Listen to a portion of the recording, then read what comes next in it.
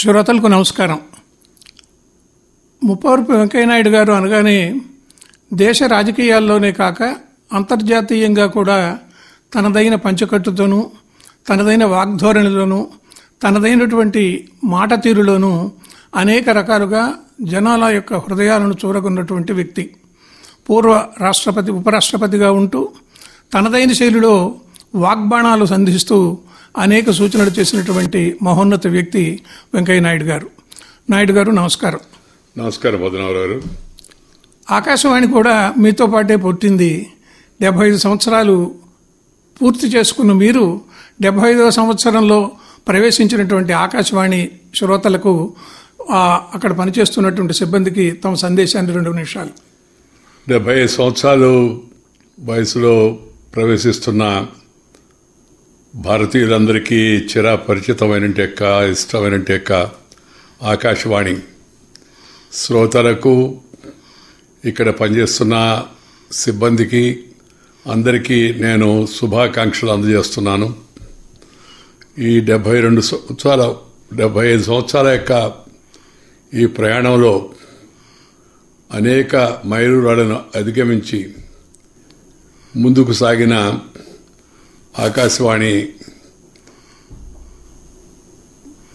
నిర్వాహకులకు, ప్రజలకు, అందరికి కూడా, అంటే భారతీయులందరికీ నా శుభాకాంక్షలు.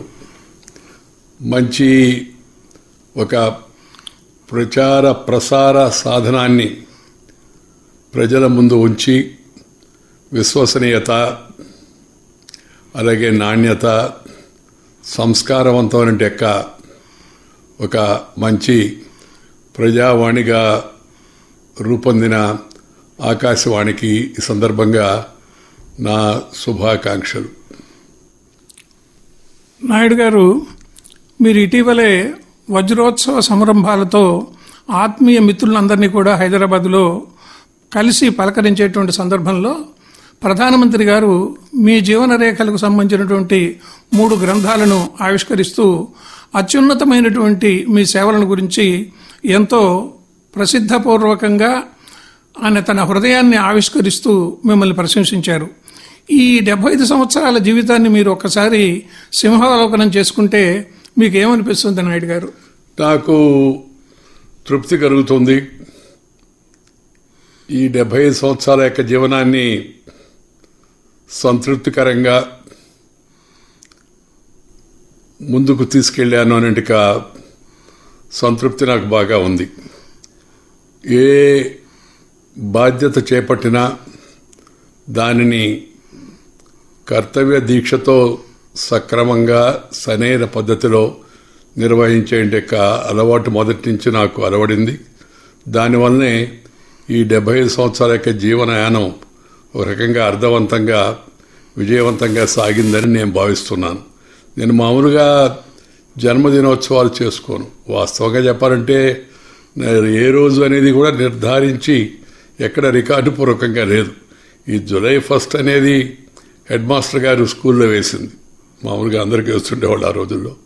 2వది 23వ తారీఖు అనేది మా అమ్మమ్మ గారు, నువ్వు పెద్దగారి వాన చిన్నగారి వాన మధ్యలో పలానా రోజులు పుట్టావని చెప్పారు అని చెప్తే దాన్ని గుర్తుకు పెట్టుకొని మిత్రులు, కుటుంబ సభ్యులందరూ ఆ రోజు శుభాకాంక్షలు తెలియజేస్తారు. జూన్ 23.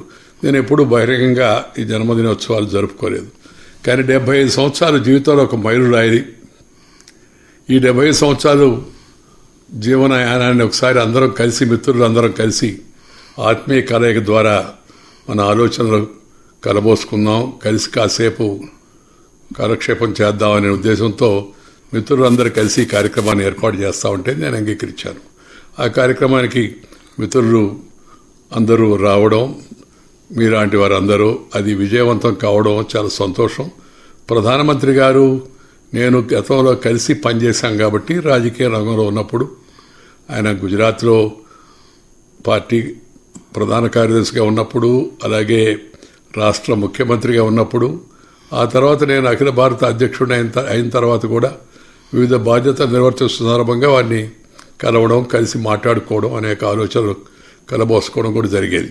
తర్వాత క్రమేపీ నేను నా యొక్క జీవనయానంలో వారి హయాంలో కూడా పట్టణ అభివృద్ధి శాఖ మంత్రిగా బాధ్యతలు చేపట్టడం, సూచన ప్రసార శాఖ మంత్రిగా కూడా బాధ్యతలు చేపట్టడం, దాంతోపాటు అర్బన్ డెవలప్మెంటే కాకుండా నేను పార్లమెంటరీ వ్యవహారాలు కూడా నిర్వహించేందుకు అవకాశం కల్పించడం, దానివల్ల కొంత మరింత సాన్నిహిత్యం పెరిగింది. ఆ సందర్భాన్ని పురస్కరించుకొని ఆయన 4 మంచి మాటలు నా గురించి చెప్పారు. వారికి ధన్యవాదాలు. మామూలుగా శాసనసభకు నిలబడాలి అంటే రాజకీయ వారసత్వం ఉండాలి, ధనబలం ఉండాలి, కులబలం ఉండాలి. 37 నిండకుండానే మీరు శాసనసభకు పోటీ చేసేటువంటి అవకాశం ఎలా లభించింది? నేను విద్యార్థి దశ నుంచి చురుగ్గా ఉన్నాను. విద్యార్థి ఉద్యమాలు, విద్యార్థి సమస్యలపైన జరిగేటికి ఆందోళనలో చురుగ్గా పాల్గొనేవాడిని మొదట్లో. ఆ తర్వాత నేతృత్వం కూడా వహించేటికి అవకాశం కూడా లభించింది. నేను కళాశాలలో ఉన్నప్పుడు, అంతకుముందు పాఠశాలలో ఉన్నప్పుడు కూడా విద్యార్థి సంఘ కార్యకలాపాలు చురుగ్గా పాల్గొనేవాడిని. ఎమర్జెన్సీ పెట్టినప్పుడు నేను ఆంధ్ర విశ్వవిద్యాలయంలో విద్యార్థి సంఘ అధ్యక్షుడిగా ఉన్నాను. జయప్రకాష్ నాన్నగారిని, కీర్తిశేషుడు జయప్రకాష్ నాన్నగారు, ఆయన్ని వారు నిర్వహిస్తున్న ఈ సంపూర్ణ క్రాంతి విప్లవం అని పిలిపించాడు. ఆయన టోటల్ రెవల్యూషన్ అని శాంతియుతంగా.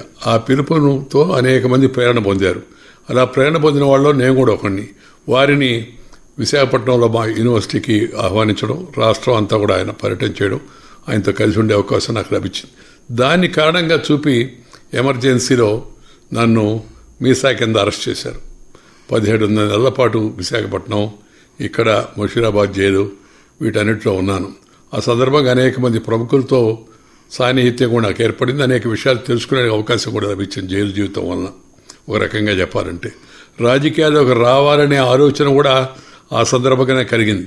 ఎందుకంటే అత్యవసర పరిస్థితి పెట్టడం, పౌర హక్కులను కాలరాయడం, ప్రజాస్వామ్యాన్ని మరి అణిచివేసి నియంతృత్వ పోకళ్లతో ముందుకు వెళ్ళి ఈ అత్యవసర పరిస్థితి ఏర్పాటు చేయడం అవుతుందో తన రాజకీయ అధికారాన్ని కొనసాగించుకోవడం కోసం దాన్ని అంగీకరించలేకపోయాం. వయసు కూడా తక్కువగా ఉంది, ప్లస్ ఆ యవన ప్రాయంలో అన్యాయానికి అక్రమానికి వ్యతిరేకంగా పోరాడదామని ఆ భావం జైల్లో కలిగింది నాకు. తర్వాత బయట రాగానే నాకు నేను కూడా ఊహించిన రీతిలో ఈ 4 రాజకీయ పార్టీలు, పాత కాంగ్రెస్, స్వతంత్ర పార్టీ, సోషలిస్ట్ పార్టీ, జనసంఘ్, ఈ 4 ఒకటే జనతా పార్టీకి ఏర్పడ్డాయి జయప్రకాష్ నాన్న గారి పిలుపుని అందుకొని.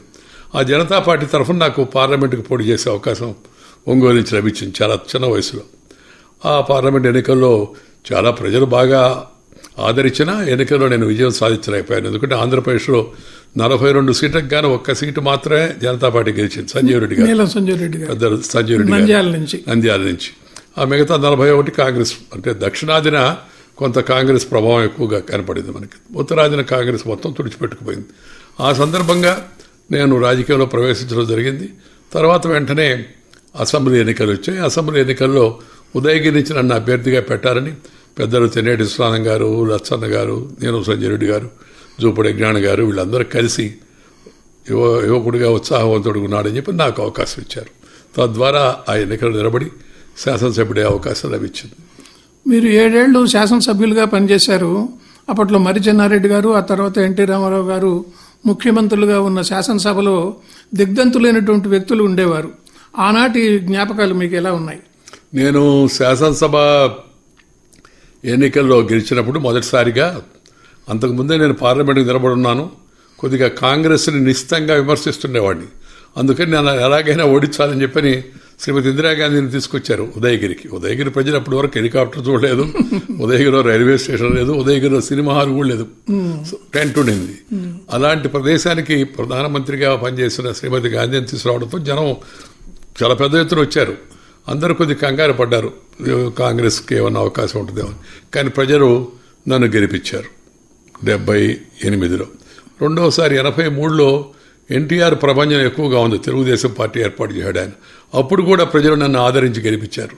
నేను దానికి ప్రధాన కారణం ఒకటేమో ఉదయగిరి ప్రజలు, మెట్ట ప్రాంత ప్రజల యొక్క గొప్పతనం. రెండవది చురుకుగా ఉండి తమ నియోజకవర్గాన్ని పేరు తీసుకొస్తూ ప్రజల సమస్యలపై ఎప్పటికప్పుడు స్పందిస్తూ ప్రజలతో నిత్యం మమేకమై తిరుగుతూ ఉంటే ప్రజలు ఆదరిస్తారనేది నాకు ద్వారా వచ్చినట్టు అనుభవం. అందువల్ల 2 పర్యాయాలు కూడా గెలిచేందుకు అవకాశం లభించింది. ఆ ప్రజల యొక్క సహకారం, వాళ్ళు అందించిన ప్రేమ, వాత్సల్యం నేను జీవితంలో మర్చిపోను. ఇప్పుడు నాకు అది గుర్తొచ్చినప్పుడు 78 ఎన్నికల్లో 83 ఎన్నికల్లో రూపాయి కూడా ఖర్చు పెట్టరా నేను మామూలుగా చెప్తూ ఉంటాను కదా, ₹1 జోబీలో నుంచి ఖర్చు పెట్టరా, ₹1 జోబీలో వేసుకోరా రాజకీయాల్లోకి వచ్చిన తర్వాత. అందువల్ల ఆ ప్రజలు ప్రత్యేకత అది. ధన ప్రభావానికి లోను కాకుండా, కుల ప్రభావానికి లోను కాకుండా గుణాన్ని చూసి ఓటేశారు. కాబట్టి నాకు అవకాశం లభించింది. అప్పట్లో మీరు జైపాల్ రెడ్డి గారు ఫైర్ బ్రాండ్ గా చెప్తుండేవారు. మేమిద్దరం కలిసి శాసనసభ్యులుగా ఉన్నాం. జైపాల్ రెడ్డి గారు నాకన్నా సీనియరు, అంతకుముందు టర్మ్లో కూడా ఉన్నారు ఆయన. మేమిద్దరం కలిసి అసెంబ్లీలో ప్రభుత్వాన్ని నిలదీసేవాళ్ళం గట్టిగా, చాలా గట్టిగా మాట్లాడుతూ ఉంటే పౌరుషంగా మాడేవాళ్ళమే కానీ ఎప్పుడు వాళ్ళని దూషించేవాళ్ళం కాదు. అందువల్ల ఆసక్తిగా అందరూ వినేవాళ్ళు. చెన్నారెడ్డి గారు ముఖ్యమంత్రిగా ఉన్నప్పుడు ఆయన ఆసక్తిగా వినేవాడు, రామారావు గారు కూడా ఆసక్తిగా వినేవాళ్ళు, మంత్రులు కూడా ఆసక్తిగా వినేవాళ్ళు. కొంత మేము మాట్లాడుతున్నామంటే ప్రిపేర్ అయ్యి కూడా వచ్చేవాళ్ళు. వాళ్ళ ప్రశ్నలు వాటికి సమాధానం చెప్పాల్సి వస్తే నేను చెన్నారెడ్డి గారిని చూశాను, ఆ తర్వాత విజయభాస్కర్ రెడ్డి గారిని చూశాను, తర్వాత భవన వెంకటరావు గారిని చూశాను, అంజయ్ గారిని చూశాను, తర్వాత ఎన్టీ రామారావు గారిని చూశాను. మధ్యలో ఈయన పేరేంటి మన నేదురుమరి జనార్దన్ రెడ్డి గారిని కూడా చూశాను నేను. ఈ అన్ని అనుభవాలు నాకున్నాయి. ఆ కొద్ది రోజుల పాటు రాజన్న భాస్కరరావు గారు ముఖ్యమంత్రిగా ఉన్నాడు. అయితే ముఖ్యమంత్రిగా చూడడం కన్నా ఆయన రాజకీయ ప్రత్యర్థిగా రామారావుని అన్యాయంగా దించేశాడు ఆయన ఆరోగ్యం బాగాలేనప్పుడు అని జరిగిన ఉద్యమంలో నేను చురుగ్గా పాల్గొనడం వల్ల ప్రజాస్వామ్య పరిరక్షణ కోసమని ఈ అనుభవాలన్నీ కూడా వచ్చాయి. అందువల్ల తక్కువ కాలంలోనే ఎక్కువ అనుభవాలు సంపాదించడానికి అవకాశం నాకు ఆంధ్రప్రదేశ్ శాసనసభ ఇచ్చిందని నేను భావిస్తున్నాను. శాసనసభలో నేను అంతకుముందు పెద్దలు తెన్నేటి విశ్వనాథం గారితో కలిసి విశాఖపట్నంలో సాయంత్రం పూట ఆయన సాహిత్య కాలక్షేపం చేస్తుంటే అక్కడికి వెళ్ళేవాడిని. ఆ తర్వాత కూడా ఆయనతో పరిచయం, జయాంధ్ర ఉద్యమంలో ఆయనతో కలిసి తిరగడం అంతా కూడా 6 నెలల పాటు నన్ను రాష్ట్రం అంతా తిప్పాడు ఆయన కారులో కూర్చోబెట్టుకుని. అనేక విషయాలు బోధించాడు. వారి మార్గదర్శనం ఉండేది నాకు. అసెంబ్లీలో ఏదైనా మాట్లాడేటప్పుడు ఆయన ఏం చెప్పాడు అని గుర్తుపెట్టుకునేవాడిని. తర్వాత 1952, 57, 62, 67 అప్పుడున్న శాసనసభ్యులు ఎవరెవరు ఏం మాట్లాడారు అవన్నీ కూడా లైబ్రరీకి వెళ్ళి చదివేవాడిని, నేను తెలుసుకునేవాడిని. తద్వారా ముందుకెళ్ళేవాడిని. పైపించి నేను శాసనసభ్యుడు అయినప్పుడు అటు రచన గారు ఉన్నారు, అలాగే సుందరయ్య గారు ఉన్నారు, తర్వాత చెరమనేని రాజేశ్వరరావు గారు ఉన్నారు, ఓంకార్ గారు, ఇంకా అనేక మంది ఉన్నారు. వాళ్ళందరితో కలిసి అసెంబ్లీలో పాల్గొనడం ఒక మంచి అనుభవంగా నేను భావిస్తున్నాను. వయసులో కూడా మీరు చాలా చిన్న, నేను వయసులో చిన్నవాడిని కాబట్టి కాస్త చురుగ్గా కరుగ్గా మాట్లాడేవాడిని. అందరూ నన్ను ప్రోత్సహించేవాళ్ళు. మీరు విశ్వనాథం గారి గురించి అన్నారు. మీకు స్ఫూర్తినిచ్చినటువంటి రాజకీయ నేతలు కానీ వ్యక్తులు కానీ ఎవరు? నాకు వాస్తవంగా జీవితంలో స్ఫూర్తినిచ్చి నా వ్యక్తిత్వాన్ని తీర్చిదిద్దడానికి ప్రధాన పాత్ర ఒక రకంగా చెప్పాలంటే రాష్ట్రీయ స్వయంసేవక సంఘం ఉంది, RSSది. నేను చిన్నప్పుడు కబడ్డీ మీద ఆసక్తి ఉండేది నాకు. కబడ్డీ ఆడదామని ఎక్కడన్నా జరిగితే పోటీలు వెళ్ళేవాడిని. నాకు ఎవరో మిత్రులు చెప్పారు, నెల్లూరులో పొగతోటలో అక్కడ మంచిగా కబడ్డీ ఆడతారని. అక్కడికి వెళ్ళాను నేను చూద్దామని. అక్కడ ఒక ఆయన నన్ను చూసి నన్ను బాగా ఆకర్షించాడు. ఆయన అయస్కాంతంలాగా వాస్తవం చెప్పాలంటే. ఆయన భోగా దుర్గాప్రసాద్ అని RSS విభాగం అంటే 3 జిల్లాలకు ప్రచారంగా ఉండేవాడు, బ్రహ్మచారి. ఆయన చాలా చురుగ్గా ఉండేవాడు, చాలా మంచిగా ఈ ఆటలో వాటిలో పోటీలో పాల్గొనేవాడు, అందరి చేత ఆడిపించేవాడు. దాంతోపాటు మంచి ఉపన్యాసం కూడా ఇచ్చేవాడు ఆయన. ఆ తర్వాత సోంపల్లి సోమయ్య గారిని రాష్ట్రీయ స్వయంసేవక సంఘం యొక్క ప్రాంత ప్రచారకులు. వీళ్ళ సాన్నిహిత్యం, వాళ్ళ మార్గదర్శనంలో నా వ్యక్తిత్వం కొంత రూపుదిద్దుకున్నానని చెప్పని నేను భావిస్తున్నాను ప్రధానంగా. ఆ తర్వాత రాజకీయంలోకి వచ్చిన తర్వాత నేను విశ్వవిద్యాలయంలో విద్యార్థిగా ఉన్నప్పుడే తెన్నేటి విశ్వనాథం గారితో పరిచయం ఏర్పడింది. ఆయన ప్రభావం కూడా. నేను వాస్తవంగా చెప్పాలంటే చిన్నప్పుడు చాలా దూకుడుగా ఉండేవాడిని, ఆవేశంగా మాట్లాడేవాడిని. ఈ ఆందోళనన్నిటికీ నాయకత్వం వహించేవాడిని. ఓటర్ రేట్లు పెంచుదా దగ్గర నుంచి మిగతా విద్యార్థి సమస్యలన్నిటి, ప్రజా సమస్యల పైన. ఒక విద్యార్థిని నెల్లూరులో కాంతారావు అనే సినిమా యజమాని కొడితే అకారణంగా కొట్టాడని వెళ్ళి ఆ సినిమా హాలు యజమాని నిలదీసి పెద్ద ఆందోళన చేయడం, ఆ తర్వాత విద్యార్థులందరినీ కూడగట్టి దాదాపు సుమారు ఒక 25-30 రోజుల పాటు సమ్మె చేసి ఆ సమ్మెకి నాయకత్వం వహించేందుకు అవకాశం నాకు లభించింది. అలా వచ్చినాయి. ఆ తర్వాత రాజకీయాల్లోకి వచ్చిన తర్వాత నెల్లూరులో అన్నదాత మాధవరావు గారు అప్పుడు జనసంఘ ఎమ్మెల్యేగా ఉండేవాడు. ఆ తర్వాత ఇక్కడికి వచ్చిన తర్వాత ఇందాక చెప్పినట్టుగా విశ్వనాథం గారు, లచ్చన్న గారు, జయాంధ్ర ఉద్యమంలో శంకర్ సత్యనారాయణ గారు, ఇలాంటి ప్రముఖులందరితో పరిచయం కావడం.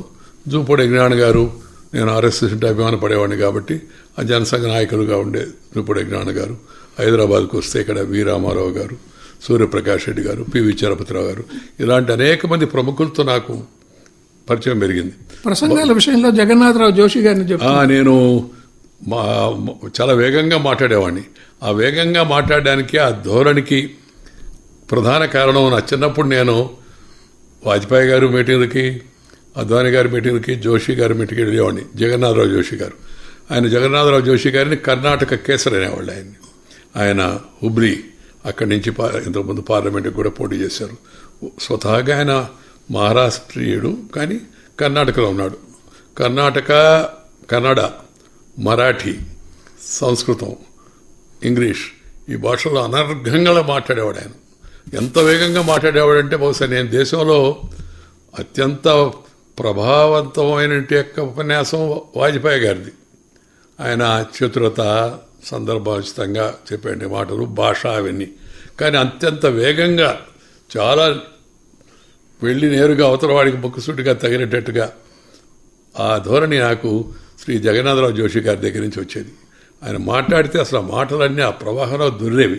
నేను అసెంబ్లీలో మాట్లాడే మొదటి రోజుల్లో కూడా ముఖ్యమంత్రి గారు వెంటనే సమాధానం చెప్పకపోతే నేను లేచి అధ్యక్ష, ముఖ్యమంత్రి గారు సమాధానం అంటే అధ్యక్షుడు ముఖ్యమంత్రి గారు అంటే, అధ్యక్ష ఇప్పుడే పంజాబ్ మెయిల్ పోయింది, కాస్త ఊపిరి పీల్చుకునేవాడు అనేవాడు ముఖ్యమంత్రి. అంటే పంజాబ్ మెయిల్ అంటే జనానికి అర్థం కాదు.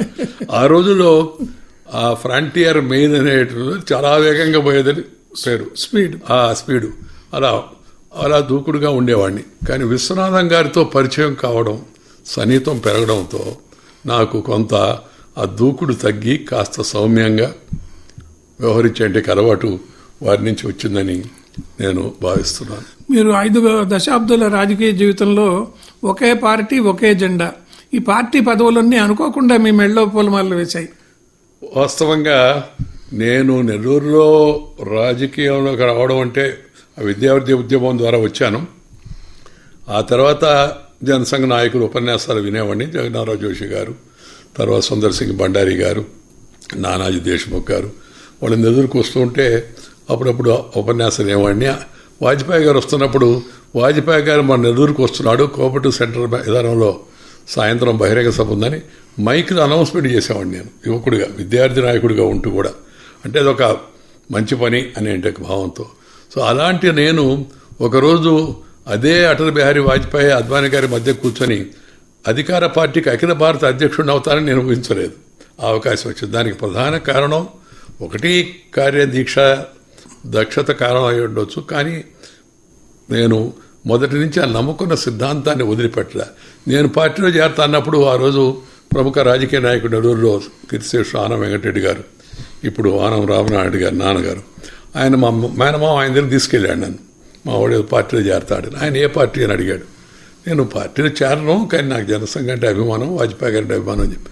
ఆయన అరే అది బాబు ఉత్తరాది పార్టీ రా బాబు, అది శాఖాహారుల పార్టీ, అది పట్టణవాసుల పార్టీ, అది గెలవదు ఇప్పుడు అన్నాడు.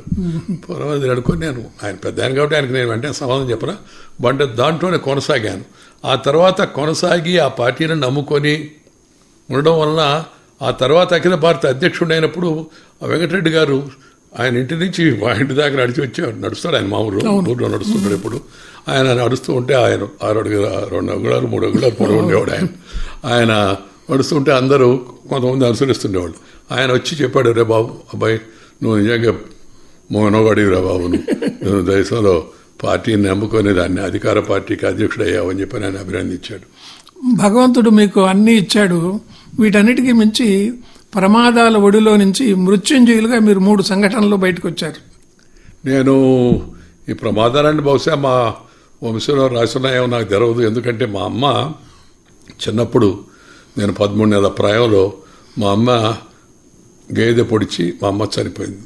నన్ను ఆమె ఎత్తుకోండి కింద వేసింది అని చెప్పి మా పెద్దవాళ్ళందరూ చెప్తారు. అక్కడి నుంచి వదిలేదేమో నాకు అనిపిస్తుంది. అయితే మా తల్లిని నేను కోల్పోయాను. నాకు జీవితంలో దురదృష్టమైన సంఘటన, బాధ, తప్తమైన విషయం ఏంటంటే మా అమ్మని నేను చూడలేకపోవడం. అదే నాకు కొరత. మిగతా ఎక్కడ కొరత జరిగిందని నేను భావించడం లేదు. తర్వాత ఈ అవకాశాలు వాటంతటవే ఎదుక్కుంటా వచ్చినట్టుగా వచ్చాయి. నేను దేనికోసం ప్రయత్నం చేయలే. స్కూలు, కాలేజీ, యూనివర్సిటీ వీటన్నింటిలో విద్యార్థి నాయకుడిగా ఉండడం, యువజన విభాగానికి రాష్ట్ర అధ్యక్షుడిగా, అఖిల భారత ఉపాధ్యక్షుడిగా, బీజేపీకి రాష్ట్ర ప్రధాన కార్యదర్శిగా, అఖిల భారత ప్రధాన కార్యదర్శిగా, బీజేపీకి రాష్ట్ర అధ్యక్షుడిగా, అఖిల భారత అధ్యక్షుడిగా, మంత్రివర్గంలో కూడా గ్రామీణాభివృద్ధి మంత్రిగా, పట్టణాభివృద్ధి మంత్రిగా, ఇందాక చెప్పిన వివిధ శాఖలు నిర్వహించడానికి అవకాశం, ఇవన్నీ వాటంతట అవే వచ్చాయి. దానికి కారణం ఒకటి క్రమశిక్షణ, రెండు అంకిత భావంతో పనిచేయడం. హెలికాప్టర్ ప్రమాదం, ఈ ప్రమాదాల గురించి ఇందాక మనం ఆడుతున్నాము. నాకు 9 ప్రమాదాలు జరిగాయి. అది విమానం కానీ హెలికాప్టర్ కానీ ఇవన్నీ. ఈ ప్రమాదాలన్నీ ఎప్పటికప్పుడు ప్రమాదం నుంచి బయటపడ్డారా అనుకునేవాళ్ళు. నాకు బాగా గుర్తు 2 ప్రమాదాలు. ఒకటి డక్కన్ ఎయిర్వేస్ అనేప్పుడు కొత్త ఎయిర్లైన్ ప్రారంభించినప్పుడు ఆ గోపీనాథ్ గారిని, కెప్టెన్ గోపీనాథ్, ఆయన నన్ను మీరు ప్రారంభించండి అని చెప్పి కోరాడు. నేను అప్పుడు ప్రారంభించాను. దాంట్లో హైదరాబాద్లోనే, ఇక్కడి నుంచి విజయవాడకి ఫస్ట్ టైం కనెక్టివిటీ బీ టౌన్స్కి. అయితే ఆ ప్రారంభించి జెండా ఊపి లోపలికి వెళ్ళి కూర్చొని కొద్దిసేపటికి ఫైర్ మొదలైంది. కంగారు పడిపోయారు అందరూ. నేనేమో అలాగే కూర్చొని జరుగుతుంది, మనం ఏం చేద్దాం కంగారు పడి. ఎర్రనాయుడు, కిశేషు, రామ్మోహన్ నాయుడు వాళ్ళ నాన్న, ఆయన ఇంకా ఇతరులు ఉన్నారు. నేను కంగారు పడండి, మనం చేసేది ఏముంది. కొద్దిసేపటికి ఫైర్ ఇంజిన్ అవన్నీ ఎయిర్పోర్ట్లోనే కాబట్టి దగ్గరికి వచ్చి ఆపాయి. అక్కడితో మొదలైంది. ఆ తర్వాత అన్నిటికన్నా ముఖ్యమైనది ఒక ఏంటంటే, నేను జార్ఖండ్లో ఎన్నికల ప్రచారానికి వెళ్ళాను. ఎన్నికల ప్రచారానికి వెళ్ళి అఖిల భారత అధ్యక్షుడిగా ప్రచారం చేస్తూ పోతున్నప్పుడు హెలికాప్టర్ పైలట్ దారి తప్పాడు. కొంత దూరం పోతా ఉన్నాడు. ఏమయ్యా అంటే, సార్ మనం దారి తప్పాము, ఏం చేయాలో అర్థం కావడం లేదన్నాడు. సరే చూడు, కొద్దిసేపు అయిన తర్వాత సార్ ఫ్యూల్ అయిపోతుంది అన్నాడు. ఫ్యూల్ అయిపోతుంటే మరి ఏం చేస్తామయ్యా, ఎక్కడో దగ్గర వెంటనే ఆపు అన్నా. హైవే మీద దింపు అన్నా. హైవే మీద దింపడానికి లేదు సార్, రూల్స్ అంగీకరించవు, లైసెన్స్ క్యాన్సిల్ చేస్తారు.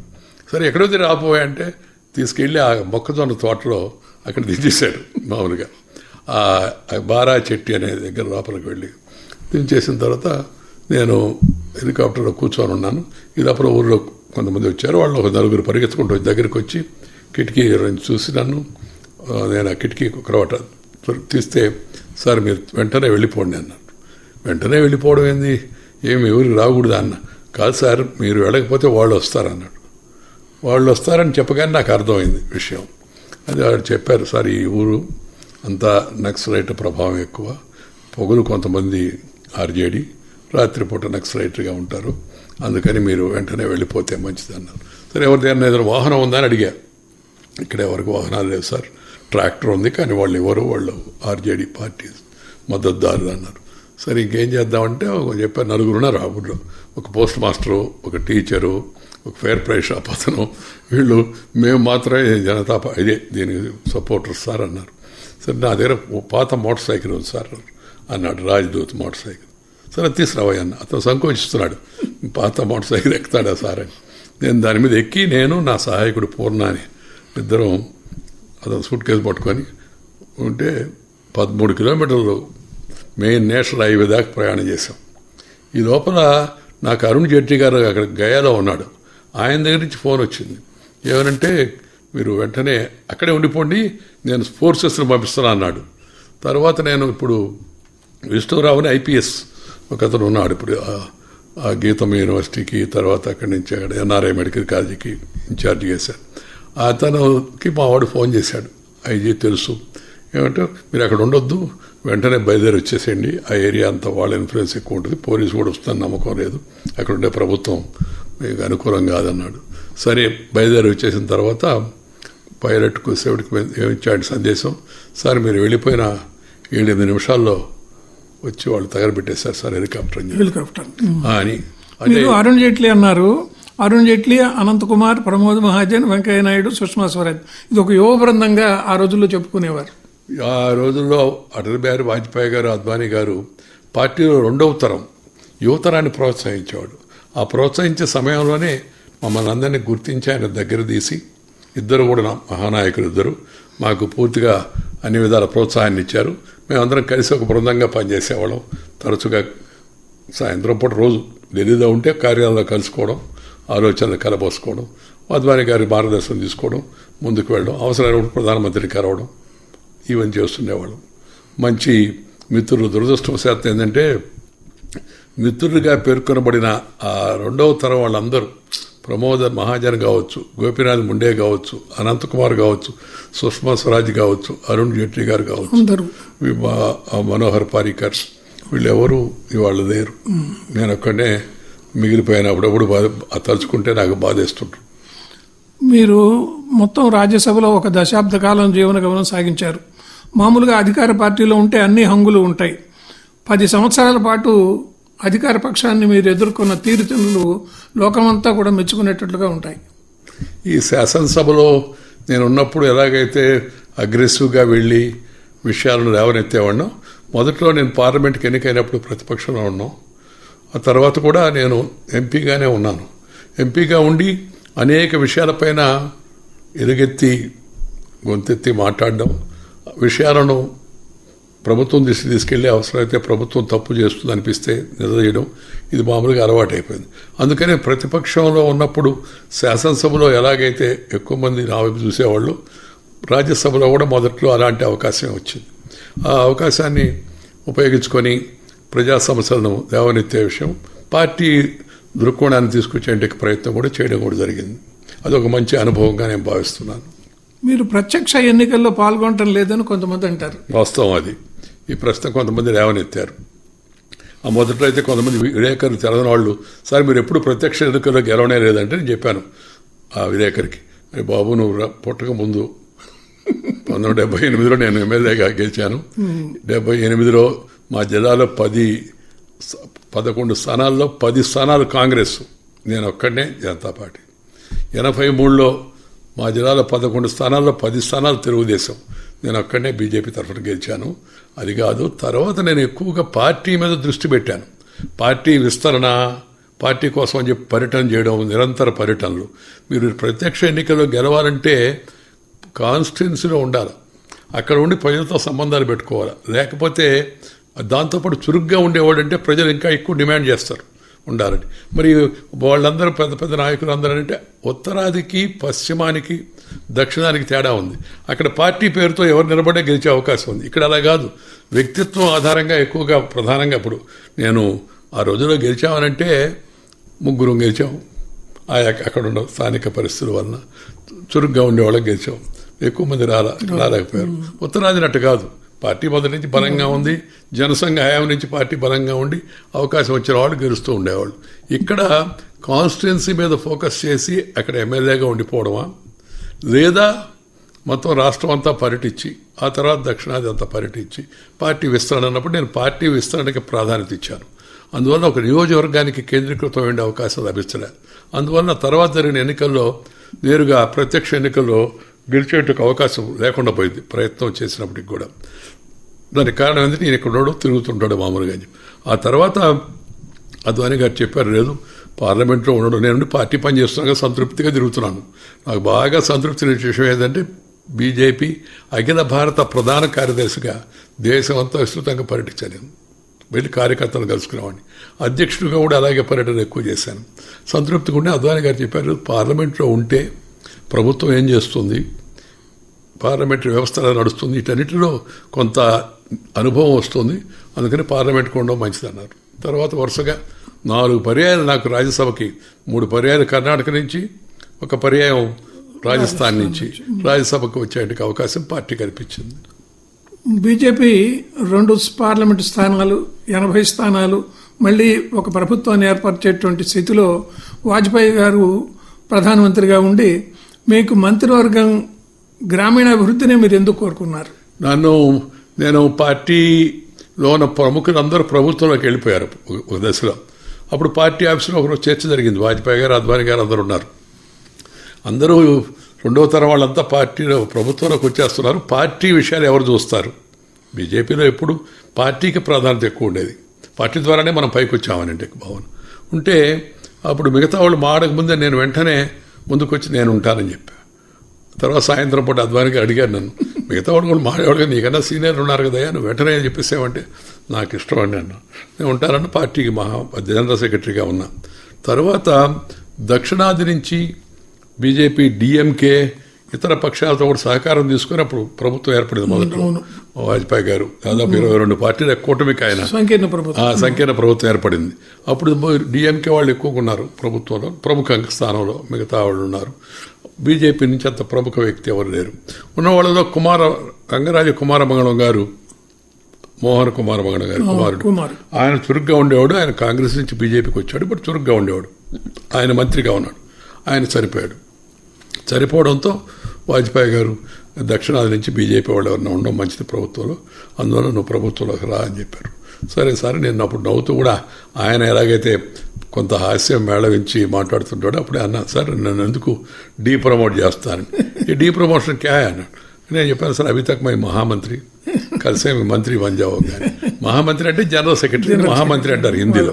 అంటే నవ్వుకున్నాడు ఆయన. తర్వాత ప్రభుత్వం చేరినప్పుడు ఆయన నాకు ఈ ఎనర్జీ పోర్ట్ఫోలియో ఇస్తా అన్నారు. అది కుమారమంగళం గారి దగ్గర సహజంగా అది ఇస్తా అన్నారు. నేను చెప్పాను సార్ నాకు వద్దు అని. ఏమన్నాడు, నాకు తెరవదు సార్ ఎనర్జీ గురించి, నేను ఇంజనీర్ కాదు, నాకు టెక్నికల్ బ్యాక్గ్రౌండ్ లేదని. ఆ తర్వాత సర్ఫేస్ ట్రాన్స్పోర్ట్ ఇస్తా ఉన్నారు.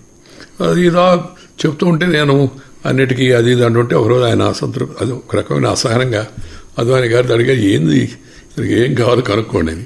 నేను అద్వానీ గారు నన్ను పిలిచి చెప్పాడు, ప్రధానమంత్రి గారు కొద్దిగా అసహనంగా ఉన్నారు, నువ్వు 2-3 పోర్ట్ఫోలియో ఇటు అన్నామని, నీకు మనసులో ఏముందో పోయి కలిసి చెప్పు అన్నాడు.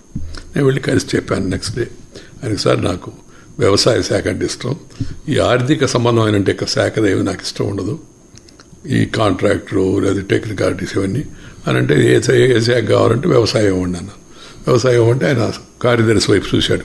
కార్యదర్శి అన్నాడు, సార్ వ్యవసాయ శాఖ మన మిత్రపక్షం మన నితీష్ కుమార్ గారి దగ్గర ఉంది, అందువల్ల అది ఇవ్వడం బాగుండదు అన్నాడు. అంటే చెప్పారు వాజ్పేయి గారు, మిత్రపక్షాన్ని కాదని తీసి ఇవ్వడం బాగుండదు అంటే, సరే సార్ నాకు ఇది గ్రామీణాభివృద్ధి ఇవ్వండి అని చెప్పాను.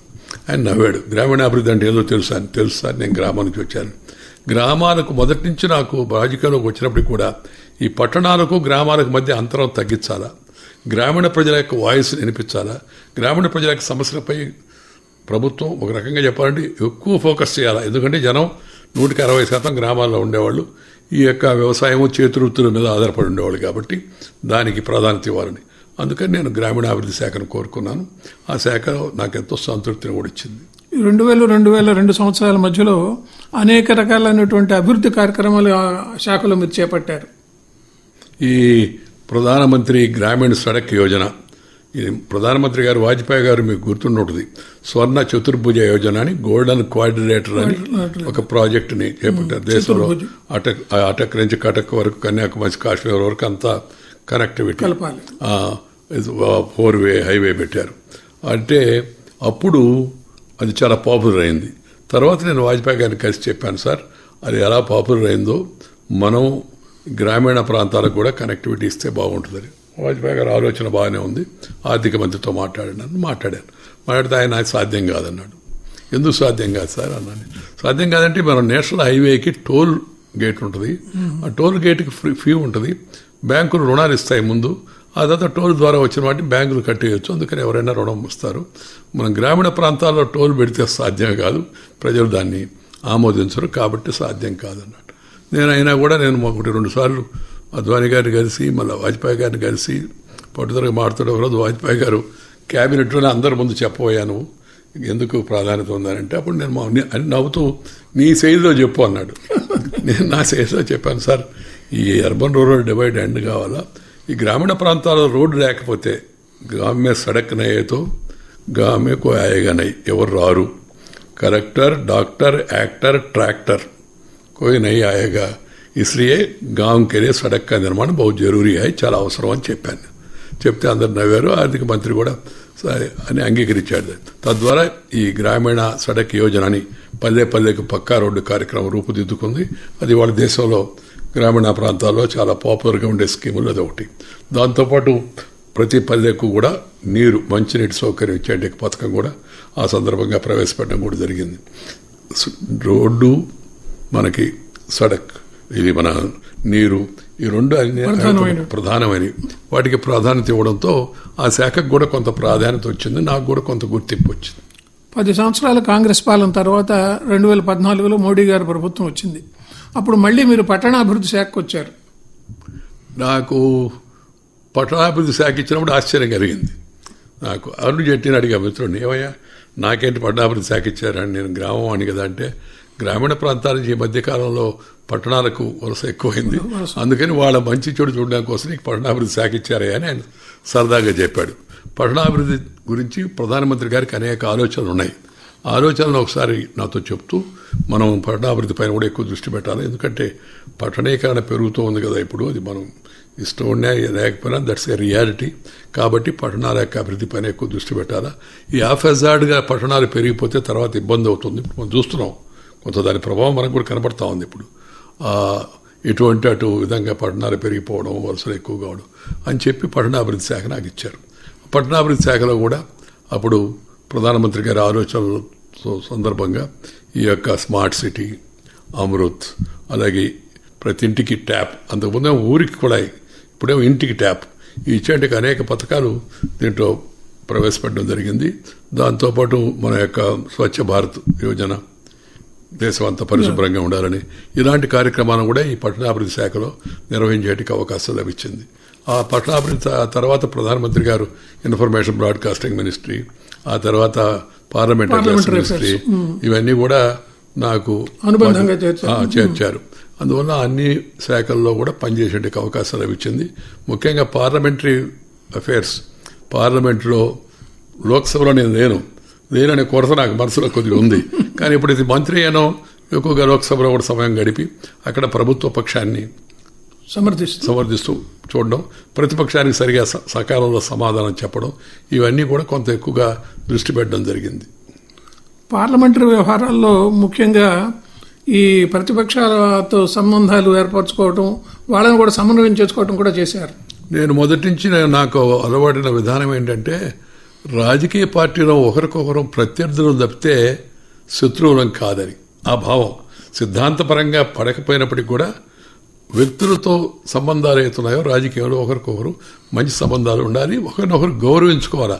సిద్ధాంతాన్ని విమర్శించు, కానీ వ్యక్తిగతమైన ఆరోపణలు చేయడం, హిట్టింగ్ బిలో ద బెల్ట్ అని అంటారు కదా మామూలుగా, లేకపోతే అన్పార్లమెంటరీ భాషలో మాట్లాడడం, ఇవి అలవాటు కాల నాకు మొదటి నుంచి. సరైన మార్గదర్శనం ఒకటి తెనేటి గారి సాన్నిహిత్యం కావచ్చు, ఆ తర్వాత పార్లమెంట్ అసెంబ్లీలో నేను ఉన్నప్పుడు అనేక మంది యోధులు అందరూ ఉన్నారు, వాళ్ళందరి యొక్క అనుభవాల నుంచి వచ్చినట్టు ఇది కూడా కావచ్చు, ఆర్ఎస్ఎస్లో వచ్చిన క్రమశిక్షణ ఇది కూడా కావచ్చు. కాబట్టి అది ఆ మొదటి నుంచి అట్ట అలవాటు అయిపోయింది. దానివల్ల నేను పార్లమెంటరీ వ్యవహారాల మంత్రిగా కూడా కొంత సమర్థతతో నిర్వహించే అవకాశం లభించింది. మీరు సభాపతిగా రాజ్యసభను నిర్వహించినటువంటిది ఇప్పటికి కూడా చాలా మంది గొప్పగా చెప్తూ ఉంటారు. అన్ని భాషల్లో మాట్లాడేదానికి అవకాశం కల్పించారు. మీ రాజ్యసభ నేతృత్వం ఎలా ఉండేది? నాకు రాజ్యసభ చైర్మను అలాగే వైస్ ప్రెసిడెంట్ వీటి పట్ల మొదట్లో పెద్ద ఆసక్తి లేదు. ఎప్పుడైతే నాకు ఇలా ప్రతిపాదన చెప్పారో హోంమంత్రి గారు మిగతా మంత్రులు వచ్చి, నేను అంత ఇష్టం చూపించదా. తర్వాత ప్రధానమంత్రి గారు మాట్లాడారు, లేదు రాజ్యసభలో మనకు మెజార్టీ లేదు, అనేక ముఖ్యమైన బిల్లులు రాబోతున్నాయి, అందుకని మీరు రాజ్యసభకి చైర్మను ప్లస్ ఉపరాష్ట్రపతిగా ఆ బాధ్యత అంగీకరించమంటే ప్రధానమంత్రి గారు చెప్పారు కాబట్టి అంగీకరించాను, దాంట్లోకి వచ్చాను. మొదట అంతకుముందు పత్రికలు ఊహాగానాలు చేస్తున్నాయి, మీరు ఉపరాష్ట్రపతి కాబోతున్నారు, మీరు రాష్ట్రపతి కాబోతున్నారంటే నేను నవ్వుతూ చెప్పాను, నేను ఆల్రెడీ ఉషాపతిని, మళ్ళా ఉపరాష్ట్రపతి కాదు. ఇప్పుడు అమెరికాలో కూడా ఉషాపతి ఉపరాష్ట్రపతి కాబోతున్నాడు. మనకు వస్తున్న వార్తలు ఒక తెలుగు అమ్మాయి భర్త, ఆమె పేరు కూడా ఉషాపతి, ఉషా అని చెప్పారు, చిరుకూరి ఉషా అని. సో అనేవాడిని నేను. ఆ తర్వాత నేను ఉపరాష్ట్రపతి కావడం, రాజ్యసభ చైర్మన్గా సభను నిర్వహించేందుకు అవకాశం లభించింది. అప్పుడు వీలైనంత వరకు కాస్త సభ హుందాగా జరగాలి, చర్చలు బాగా అర్థవంతంగా జరగాలి, అందరికీ అవకాశం ఉండాలా. ఆ తర్వాత ప్రభుత్వం మెజార్టీ ఉంది కాబట్టి ప్రభుత్వం పెట్టేందుకు బిల్లులు ఆటోమేటిక్గా పాస్ అవుతాయి. ఈ సూత్రాన్ని దృష్టిలో పెట్టుకొని అందరికీ అవకాశం ఇవ్వాలనే విషయాన్ని దృష్టిలో పెట్టుకొని నేను అందరికీ అవకాశం కల్పించే విధంగా ప్రయత్నం చేశాను. సభ్యులతో వ్యక్తిగతంగా సభ అయిపోయిన తర్వాత కూడా వాళ్ళ ఛాంబర్లో పిలిచి వాళ్ళతో మాడేవాడిని, ఇంటరాక్ట్ అయ్యేవాడిని. అందువలన అందరూ సభ్యులు కూడా ఎక్కువ భాగం సహకరించారు. ప్రతిపక్షంలో ఉండి కొంత ప్రభుత్వాన్ని ఇబ్బంది పెట్టాలంటే సభను అడ్డుకోవాలనే మనస్తత్వం అలవాటు అయిపోయింది చాలా కాలం నుంచి మనం చూస్తున్నాం పద్ధతిలో. అయినప్పటికీ కూడా సభ ఎక్కువ బిల్లులు పాస్ అవ్వడానికి, ఎక్కువ విషయాలపై చర్చ జరగడానికి ఆ రోజుల్లో అవకాశం కల్పించేది. అన్ని పార్టీల వాళ్ళు కూడా సహకరించేవాళ్ళు. ఇవాళే నాకు ఒక మిత్రుడు, కమ్యూనిస్ట్ పార్టీ మిత్రుడు వినయ్ విశ్వం అని, ఆయన 6 సంవత్సరాల పాటు రాజ్యసభలో ఉండి రిటైర్ అయ్యి ఒక లెటర్ రాశాడు. ఆ లెటర్ రాసిన దాంట్లో మొదటి 2 లైన్లు రాశాడు ఆయన. నాకు ఉపరాష్ట్రపతిగా ఉన్న వెంకయ్యనాయుడు గారు సభలో అవకాశాలు ఇచ్చి నన్ను మంచిగా మార్గదర్శనం చేశారని చెప్పారని, అన్ని పార్టీల వాళ్ళతో అందరికీ సరైన అవకాశం ఇవ్వాలి అని చెప్పారని నేను ప్రిన్సిపల్ పెట్టుకున్నాను. Discuss, debate, decide, do not disrupt అని. 4D 3 Dలు ఉండాలా, 4th D వద్దు అని చెప్పారని ఆ పద్ధతిని వాళ్ళందరికీ కూడా స్లోగా అలవాటు చేశాను. దాంతోపాటు సభలో మాట్లాడేటప్పుడు సభా సాంప్రదాయాలను పాటించాలనేది కూడా ఆ విషయంలో చాలా గట్టిగా ఉన్నా. అవసరమైతే గట్టి చర్యలు కూడా తీసుకున్నాను. 12 మందిని ఒకసారి సస్పెండ్ చేయాల్సిన పరిస్థితి వచ్చింది. సంతోషకరమైన విషయం కాదు, కానీ తప్పనిసరిగా.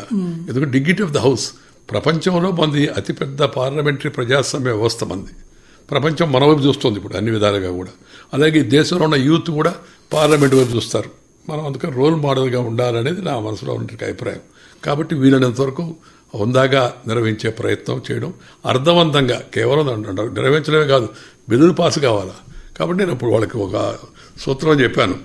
Let the government propose, let the opposition oppose if necessary, let the house dispose. House అంటే ఎవరికి మెజారిటీ వాళ్ళు అవుతుంది.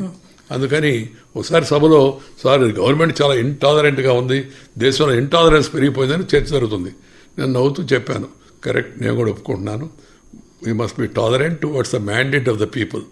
ప్రజలు తీర్పిచ్చారు ప్రభుత్వానికి, అది నీకు 5 ఏళ్ల పాటు నువ్వు ఉండి దాన్ని పార్లమెంటరీ పద్ధతిలో వ్యతిరేకించాలి, కానీ స్టాల్ చేస్తాం అనేది సరైన పద్ధతి కాదు అనే విషయాన్ని కూడా అప్పుడు గట్టిగా చెప్పడం జరిగింది. మీరు బిల్లులు అంటే గుర్తుకొస్తుంది, 370 ఆర్టికల్ రద్దు చేసే విషయంలో మీ సహకారాన్ని ప్రధానమంత్రి కూడా కోరారు. ఈ 370 అధికరణ రద్దు అనే విషయం అయితే ఉందో చిన్నప్పటి నుంచి మేమందరం కోరుకుంది. నేను కూడా నెల్లూరులో విద్యార్థి నాయకుడిగా ఉన్నప్పుడు కాశ్మీర్ ఏదైనా హడావుడి జరిగితే, కాల్పులు జరిగినప్పుడు లేదా దాడులు జరిగినప్పుడు అక్కడ ఆర్టికల్ 370 రద్దు చేయాలని చిన్నప్పటి నుంచి ఏబీవీపీ ద్వారా, ఆర్ఎస్ఎస్ ద్వారా వచ్చిన, కాబట్టి దాన్ని నినాదాలు ఇచ్చేవాళ్ళం. ప్రధానమంత్రి గారు ఏం చెప్పారంటే, ముందు రోజు సాయంత్రం ప్రధానమంత్రి గారు వచ్చారు. మా సెక్రటరీ గారు చెప్పారు, ప్రధానమంత్రి గారు వస్తాడు, ఎట్లా వస్తారండి, ప్రధానమంత్రి గారు ముందు చెప్తారు ఎస్పీజీ వస్తుంది అని చూస్తారు కదా అంటే, లేదు ఎస్పీజీ లేకుండా వస్తున్నారు ప్రధానమంత్రి గారు. నేను ఆశ్చర్యపోయాను. వచ్చారు, వచ్చి మాట్లాడినప్పుడు చెప్పాడు ఆయన, ఆర్టికల్ 370 రద్దు గురించి బిల్లు రేపు తీసుకొద్దాం అనుకుంటున్నామని. మంచిది, చాలా సంతోషం అని చెప్పి, అంటే లోక్సభలో పెట్టండి, అక్కడ పాస్ అవుతుంది, తర్వాత మన రాజ్యసభకు తీసుకురండి అన్న. అలాగే ప్రొసీజర్ కాదు, మనం ముందు రాజ్యసభలోనే పెడతాం. అంటే 2 హౌసులు ఎక్కడైనా పెట్టవచ్చు, మామూలుగా అక్కడ పెడతారు, రాజ్యసభలోనే పెడుతున్నాం అన్నారు. ఎందుకనంటే లోక్సభలో పెడితే వాళ్ళు అక్కడ మన ఎలాగో పాస్ అవుతుంది, తర్వాత హడావుడి ఎక్కువైపోద్ది, రాజ్యసభ జరగకపోవచ్చు, జరగనీయకుండా చేయొచ్చు కూడా. అందుకని ముందు రాజ్యసభలోనే పెట్టి ఇక్కడ మనం, నేను చెప్పా ఆయనకి అని, ఆయన ఒక చిన్న ఇది సూచన చేశాడు, మీరు సభను జరిగేట్టుగా చూడండి. నేను కోపం వస్తే ఒక్కోసారి సభ సరిగా ప్రవర్తించకపోతే వాయిదా వేసేవాడిని. వాయిదా వేయడంతో వాళ్ళకి అవకాశం పోయేది, దాంతో కొంత బాధ ఉండేది వాళ్ళకి. అట్టన్నా రియలైజ్ అవుతారనే ఉద్దేశంతో. కానీ ప్రధానమంత్రిగా ఎటువంటి పరిస్థితుల్లో వాయిదా వేయొద్దు, సభ జరిగేట్టుగా చూడండి అన్నాడు. నేను చెప్పాను, అది సభ జరిగేట్టుగా నేను చూస్తాను, కానీ సభలో మెజారిటీ లేదు, ఆ మెజారిటీ ఎలా సాధించాలా, ఏమి చేయాలని మీరు చూసుకోవాల్సింది, నాకు సంబంధించిన విషయం కాదు అది. నా వరకు నేను సభను నిష్పక్షపాతంగా నిర్వహించడం అని చెప్పాను. అలాగే అన్నాను. మరుసటి రోజు సభలో అందరికీ అవకాశం ఇస్తాను, నేను ఎవరెవరు మాట్లాడుతున్న వాళ్ళు ఎవరు మాట్లాడండి అని చెప్పాను. మాట్లాడారు. కొంతమంది ఎక్స్ట్రా టైం కూడా అడిగారు. నాకు బాగా గుర్తు, సార్ కపిల్ సిబ్బలు స్లిప్ పంపించాడు నాకు, సార్ నేను కొద్దిగా సమయం ఇవ్వండి, మా పార్టీ సమయం అయిపోయిందని. ఆయనకు కూడా అవకాశం ఇచ్చాను. అందరూ మాట్లాడినారు. చాలా ఆవేశాలు ఉన్నాయి. ఆవేశం ఉన్నప్పుడు కూడా ముందు రోజు సాయంత్రం పూట మేము ప్రధానమంత్రి గారు చెప్పగానే నేను కార్యదర్శిని పిలిచి రాత్రిపూట సన్నద్ధం అయ్యాం. దాదాపు 100 మార్షల్స్ని మొబిలైజ్ చేశాం. మా అంటే హడావుడి జరిగి అవాంఛనీయ సంఘటన జరిగితే మళ్ళీ ఇబ్బంది అవుతుంది కదా అని, వాళ్ళ సీట్లో ఉన్నంతకాలం వాళ్ళు ఏమైనా మాడుచు ఏమైనా చేయొచ్చు, తోసుకొని వస్తే మాత్రం వాళ్ళని ఆపాలి, మార్షల్స్ పని అది అని చెప్పి అంతా సిద్ధం చేశాం. మరుసటి రోజు అందరూ ఆవేశాలతో మాట్లాడారు, అనేక మంది కోపాన్ని ప్రదర్శించారు, ఆగ్రహాన్ని ప్రదర్శించారు. అయినప్పటికీ కూడా అందరికీ అవకాశం ఇచ్చాం. ప్రభుత్వం తరఫున సమర్థవంతంగా గృహమంత్రి అమిత్ షా ఆయన ఎందుకు రద్దు చేయాల్సి వచ్చింది, చేయాల్సిన అవసరం ఉంది అని చాలా కూలంకషంగా దాన్ని వివరించి చెప్పాడు. సభలో సభ్యులు కూడా ఈ పక్క వాళ్ళు చేయాలని, ఆ పక్క వాళ్ళు వద్దని. అప్పుడు ఒక ఇద్దరు సభ్యులు తప్పితే అందరూ ఆవేశాలున్నా అదుపులో ఉన్నారు. ఒక ఇద్దరు సభ్యులు మాత్రం పీడీపీ వాళ్ళు తోచుకొని లోపలికి వచ్చారు. వచ్చినప్పుడు నేను ముందు వాళ్ళని హెచ్చరిక చేస్తున్నా, కానీ వాళ్ళు వచ్చి సెక్రటరీ ముందున్న కాన్స్టిట్యూషన్ పుస్తకాన్ని పట్టుకొని లాక్కుపోయారు. ఇప్పుడు నేను వెంటనే cross your limits, send them out అని చెప్పి మార్షల్స్ వాళ్ళిద్దరిని బయట తీసుకెళ్ళిపోయారు. దాంతో మిగతా వాళ్ళు కూడా వెనకాడారు. ఓహో బహుశా ఇదే పద్ధతిలో ముందుకు పోతాడేమో అని చెప్పి అనుకొని నేను ఆ పేపర్స్ అందరికీ అవకాశం ఇస్తున్నాను. రేచి ఆందోళన ఏం మాడాలో మాడాడు, మళ్ళీ అవకాశం ఇస్తాను చెప్పండి. అలా అందరు చర్చ చేశారు. చర్చ చేసిన తర్వాత బిల్లు వాళ్ళు కొంతమంది గైర్హాజరయ్యారు. ప్రతిపక్షం ఎందుకు గైర్హాజరయ్యారు మనకు తెలియదు, కానీ మొత్తం మీద ప్రభుత్వం బిల్లు పాస్ అయింది. సంతోషకరమైన ఘటన. జీవితంలో కూడా నేను బాగా గుర్తుంచుకునే ఘటన అది ఒకటి. స్వాతంత్ర అనంతరం జన్మించిన వాళ్ళు ఉపరాష్ట్రపతులుగా చేయలేదు అంతకు ముందు, మీకు అవకాశం వచ్చింది. కానీ ప్రజలు ఏమనుకుంటున్నారంటే ఇది ఒక స్వర్ణ పంజరం, నాయుడు గారిని స్వర్ణ పంజరంలో పెట్టారు. కానీ మీరు అలా కాకుండా విస్తృత పర్యటనలు చేశారు. అంటే దీనికి ప్రోటోకాల్ ఉంటుంది. ఉపరాష్ట్రపతికి, రాష్ట్రపతికి కొన్ని ప్రోటోకాల్, అధికార లాంఛనాలతో. మనం మంత్రిగా, పార్టీ నాయకుడిగా, పార్టీ బాధ్యత కలిగిన వ్యక్తిగా అయితే జనంలో తిరుగుతుండొచ్చు. నాకు బాగా ఇష్టమైనది అది, జనంలో తిరగడం. నేను ఎప్పుడు చెప్తుంటాను, meeting, greeting, talking, walking, spending time with the people, eating along with the people is my favourite pass time అని. చిన్నప్పటి నుంచి అలా నేను అంచెలంచెలుగా ఎదిగాను. దాంట్లో నుంచి ఇక్కడికి వచ్చి ఈ ప్రోటోకాల్, నియమ నిబంధనలకు జనానికి కాస్త దూరం అయిపోతామనే భావన ఉండేది. కానీ నేను ఉపరాష్ట్రపతి అయిన తర్వాత అన్ని విషయాలు, విధి విధానాలన్నీ అధికారులు చెప్పిన తర్వాత దాన్ని కాస్త ట్వీట్ చేసి రిలాక్స్ చేశాను. చేసి ఆ విధి విధానాలు పాటిస్తూనే కాస్త సవరించి దాన్ని సడలించి ప్రజలతో కలవడం, సమావేశానికి పోయినప్పుడు కిందకి వెళ్ళి అందరినీ పలకరించడం, తర్వాత పైన మాట్లాడడం, అయిపోయిన తర్వాత మళ్ళీ వెళ్ళి కలవడం, ఎక్కడికైనా వెళ్ళినప్పటికి కూడా గ్రామీణ ప్రాంతాల్లో కూడా పర్యటించడం, వ్యవసాయ క్షేత్రాలకు వెళ్ళడం, ఇవన్నీ నిబంధనల ప్రకారం వద్దని ఎక్కడ లేవు, కానీ పద్ధతి అలా జరిగింది. నేను దానికి సడలించి ఆ ఉపరాష్ట్రపతిని ప్రజలకు మరింత దగ్గరగా చేసే ప్రయత్నం చేశాను. మీరు ప్రత్యేకించి ప్రభుత్వ సంస్థలకు, విశ్వవిద్యాలయాలకు విస్తృతంగా పర్యటించారు, గ్రంథావిష్కరణలు చేశారు. అప్పుడు పర్యటించాను, ఇప్పుడు కూడా పర్యటిస్తున్నా. నేను ఆ పదవి విరమణ అయిపోయిన తర్వాత చెప్పాను కదా, పదవి విరమణ చేశాను కానీ పెదవి విరమణ చేయలేదు. నేను I continue to go around. ఇప్పటికీ ఐఐటీలు, IIITలు, కాలేజీలు, యూనివర్సిటీలు, వివిధ సంస్థలు. ఇప్పుడు ఇక్కడి నుంచి నేను బ్రహ్మకుమారీస్ వాళ్ళ కీర్తిశేషుడు రామోజీరావు గారి స్మృత్యర్థం సభ పెట్టారు 6 గంటలకి, దానికి వెళుతున్నాను. అందువల్ల నిరంతరం జనంతో కలవడం, జనం సమస్యలు తెలుసుకోవడం, మన మనసులో ఉన్న భావాలు వాళ్ళకి చెప్పడం, ముఖ్యంగా యువత మీద, వాళ్ళే మనకు భవిష్యత్తు కాబట్టి వాళ్ళు సరైన మార్గదర్శనం చేయాలనేది నాకు ప్రగాఢంగా ఉన్న కోరిక. దాన్ని కొనసాగిస్తున్నా. అప్పుడు ఇంకా ఉపరాష్ట్రపతిగా ఉన్నప్పుడు ఇంకా దేశవ్యాప్తంగా కూడా అన్ని అధికారపూర్వకమైన పర్యటన కూడా పెట్టుకొని వాళ్ళని కలిసేవాళ్ళం, వాళ్ళతో ఇంటరాక్ట్ అయ్యేవాడిని. నాకు వచ్చిన ఫీడ్బ్యాక్ని ప్రభుత్వానికి కూడా చెప్తుండేవాడిని. ఉపరాష్ట్రపతిగా మీ విదేశీ పర్యటనలు దాదాపు 35 దేశాలకు పైగా పర్యటించాను నేను.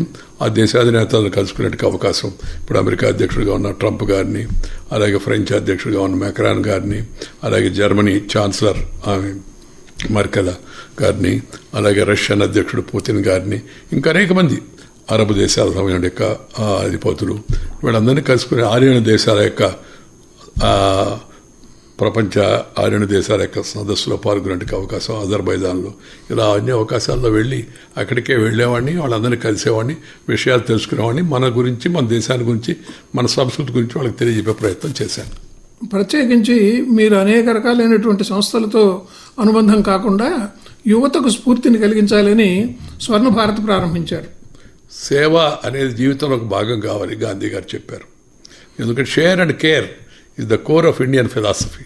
మనం ఇతరులతో కూడా మనం పంచుకోవాలి మన ఆనందాన్ని. అది అప్పుడు ఇంకా ఆనందం మహదానందం అవుతుంది. కాబట్టి కొంత మనం ధర్మకర్తృత్వ సిద్ధాంతాన్ని అనుసరించి మన సంపాదనలో కొంత జనాల కోసం, ప్రజల కోసం ఖర్చు పెట్టాలి, పీడిత తాడిత వర్గాల కోసం ముఖ్యంగా అని. దాంతోపాటు యువతకు సరైన శిక్షణ ఇస్తే, చదువుకున్న డిగ్రీ వచ్చినంత మాత్రం సరిపోదు, కాస్త నైపుణ్య శిక్షణ కనిపిస్తే మంచిదనే ఉద్దేశంతో స్వర్ణ భారత్ అనే సంస్థను 23 ఏళ్ల కిందట, రేపు 17వ తారీఖు ఆగస్టు 17కి 23 ఏళ్ళు పూర్తవుతుంది. ఉపరాష్ట్రపతి గారు వస్తున్నారు నెల్లూరులో, స్వర్ణ భారత్లో కార్యక్రమం జరగబోతుంది. దాని రూపకల్పన చేయడం జరిగింది. అప్పటి నుంచి అది విజయవంతంగా నడుస్తూ ఉంది. ప్రభుత్వం నుంచి సహాయం తీసుకోకూడదు, రాజకీయం మాట్లాడకూడదు. ఈ 2 నిబంధనలు పెట్టుకున్నాం. గ్రామీణ ప్రాంతాలు, రైతులు, యువత, మహిళలు వీళ్ళ అభ్యున్నతి ముఖ్యమైన కారణం అనే ధ్యేయంతో స్వర్ణ భారత్ ట్రస్ట్ పనిచేస్తాం. నేను కూడా నాకు సమయం ఉన్నప్పుడు వెళ్ళి వాళ్ళందరితో కలిసి ఆ అనుభవాలు వాళ్ళకి చెప్పి ఆ పిల్లలు ప్రోత్సహించే ప్రయత్నం నేను కూడా చేస్తున్నాను. మీ దినచర్యలో భాగంగా మీరు అన్నమయ్య కీర్తనలు కూడా ఆసక్తిగా వింటారు. నేను అంతకుముందు రాత్రి 11-12 గంటల వరకు మేలుకునేవాడిని రాజకీయంలో ఉన్నప్పుడు. ఎప్పుడైతే ఉపరాష్ట్రపతి అయినా నేను పార్టీకి కూడా రాజీనామా ఇచ్చేశాను కదా, రాజకీయ కార్యకలాపాలకు దూరంగా ఉండాలి, రాజ్యాంగ బద్ధమైన బాధ్యత కాబట్టి. అప్పుడు రాత్రి 7 గంటల పైన ఎక్కువగా అపాయింట్మెంట్ ఉండవు, 7-7:30 కథ అయిపోతాయి. సో భోజనం చేయడం త్వరగా 9 గంటలకు పడుకోవడం అలవాటు అయిపోయింది. ఇప్పుడు 9 గంటలకు మీరు పడుకున్నప్పుడు 4 గంటలకు మెలకు వస్తుంది. 4 గంటలకు లేచేవాడిని. నేను లేచి కాలకృత్యాలు తీసుకున్న వెంటనే అన్నమాచార్య కీర్తనలు, సంగీతం, మంచి సంగీతం, నాకు అన్నమాచార్య కీర్తనలు అంటే బాగా ఇష్టం. అవన్నీ వినేవాడిని. విన్నవాటిని మళ్ళీ విన్నా ఎప్పుడు నాకు విసుగురాలి. ఇప్పుడు కూడా వింటూ ఉంటాను. ఈరోజు కూడా విన్నాను నేను. ఆ తర్వాత కొంత మన ఘంటసాల గారు, బాలసుబ్రహ్మణ్యం గారు వాళ్ళ పాత పాటలు కూడా వింటూ ఉంటాను. సంగీతం మీద మక్కువ కాబట్టి నాకు ప్రకృతి అన్నా, సంగీతం అన్నా, యువత అన్నా, గ్రామీణ రైతాంగం అన్నా విశేషించి అభిమానం ఎక్కువ. మీరు ప్రత్యేకించి హిందీ, తెలుగు, ఇంగ్లీషు అనర్గళంగా మాట్లాడగలరు. ఈ భాషాభిమానం ఎలా ప్రవేశించింది మీలో? ఒకటి ఏమైందంటే మన దేశంలో ఒకటి మాతృభాషను ప్రోత్సహించాలనేది నా ప్రగాఢమైన. నా చిన్నప్పుడు తెలుగు నేర్చుకున్నాను. మీరు మనందరం కూడా కలిసి చదువుకున్నాం ఆ రోజుల్లో. అప్పుడు మా కీర్తిశేషులు పోలూరు హనుమత్ జానకిరామ శర్మ గారిని అధ్యాపకులు ఉండేవాడు. సంస్కృత, ఆంధ్ర భాషల్లో ఆయన నిష్ణాతుడు. ఆయన మార్గదర్శనంలో తెలుగు భాష మీద అభిమానం పెరిగింది. తెలుగులో ఆ తర్వాత స్వదేశీ, మనం స్వభాష, ముందు మాతృభాషను ప్రోత్సహించాలని ఒక ఉద్యమంలాగా పెట్టుకున్నాను నేను దాని అందువల్ల తెలుగు మీద ఎక్కువ దృష్టి పెట్టడం, మనం తెలుగు వాళ్ళం కాబట్టి. ఆ తర్వాత రెండవది ఏంటంటే జాతీయ భాషగా దేశంలో ఎక్కువ మంది మాడే భాష ఏంటంటే హిందీ కూడా నేర్చుకోవాలి. చిన్నప్పుడు హిందీ అంత ఇదిగా నేర్చుకోవాలి నేను. తర్వాత అఖిల భారత ప్రధాన కార్యదర్శిగా వెళ్ళిన తర్వాత ఢిల్లీలో, ఆ తర్వాత అధ్యక్షుడు అయిన తర్వాత హిందీ లేకుండా మనం దేశంలో ముందుకు వెళ్ళాం మన దేశంలో. అందుకని హిందీ మరిగా పత్రికల వాళ్ళతో మాట్లాడుతూ, పార్టీ సహచరులతో మాడుతూ హిందీ భాషలో మరింత మెరుగుపరుచుకునే అవకాశం, అభిరుచి కూడా కల్పించాను. నేను ఎప్పుడు చెప్తాను, ఫస్ట్ మదర్ టంగ్, తర్వాత brother tongue, later any other tongue అని. అంటే ఇంగ్లీషుకి వ్యతిరేకమని కాదు, మనం మన భాషను ప్రోత్సహించుకోవాలా, తర్వాత మన భారతీయ సోదర భాషలను ప్రోత్సహించుకోవాలా, ఆ తర్వాత ఇంగ్లీష్ కూడా నేర్చుకోవాలి. ఇంగ్లీష్ ముందు నేర్చుకుంటే మిగతా అంటే అటు కాదు. ప్రాథమిక విద్య నుంచి ఉన్నత విద్య వరకు మాతృభాషలో విద్యాబోధన జరగాలని నా కోరిక, నా అభిష్టం.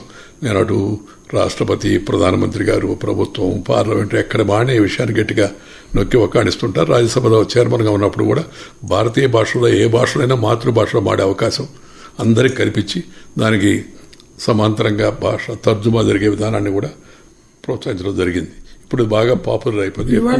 తెలంగాణ ప్రభుత్వం తెలుగులో కార్యకలాపాలు, నిన్న తెలంగాణ ప్రభుత్వం మొట్టమొదటిసారిగా ప్రభుత్వ ఈ రైతుల యొక్క అప్పుల మాఫీ ఆ ఉత్తర్వుని తెలుగులో ఉత్తర్వు జారీ చేసింది. చాలా సంతోషం వేసింది నాకు. నేను నిన్న దాన్ని అభినందిస్తూ ట్వీట్ కూడా చేశాను. ముఖ్యమంత్రి గారిని కూడా అభినందించాను, రేవంత్ రెడ్డి గారిని. చాలా కాలంగా మాట్లాడుతున్నారు కానీ ఆ పని చేయడం. నా ఉద్దేశం ప్రకారం ఇంటిలో, వీధిలో, గుడిలో, బడిలో, అమ్మ ఒడిలో నుంచి వచ్చిన భాషను మనం ప్రోత్సహించుకోవాలి.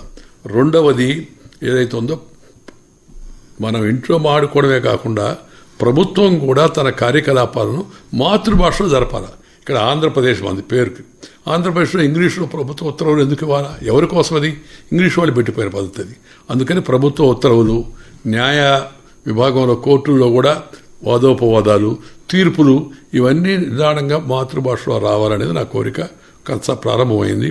దాంతోపాటు ఇప్పుడు మీరు చూసుంటారు, యూజీసీ ఈ మధ్య ఏఐసిటి 14 శాస్త్రీయ సాంకేతిక విద్యాలయాల్లో మాతృభాషలో విద్యాబోధనను ప్రోత్సహిస్తుంది. రాబోయే రోజుల్లో అదొక పెద్ద ఉద్యమంలాగా రూపొందుకోవాలని నాకు ఉద్దేశం.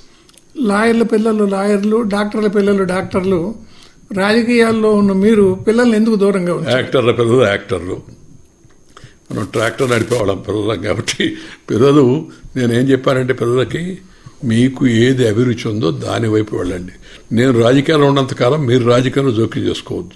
ఎందుకంటే ఈ వారసత్వం అనేది ఒక పెద్ద బలహీనత మన వ్యవస్థలో. నేను ఎప్పుడు చెప్తున్నాను, dynasty is nasty but tasty to some people అని. నేను అప్పుడు ఆ వయసులో ఉన్నప్పుడు చెప్పినట్టు మాట అది. బట్ దాన్ని దృష్టిలో పెట్టుకొని నేను పిల్లలకు చెప్పాను, మీరు మీ వ్యాపకాలు మీరు చూసుకోండి, నేను వాటిలో జోక్యం చేసుకోను, నేను రాజకీయాలు జోక్యం చేసుకోవద్దు. నేను ఉన్నంతకాలం మాత్రం నా ద్వారా ప్రోత్సహించి మీకు పదవులు ఇచ్చే అవకాశం ఉండదు.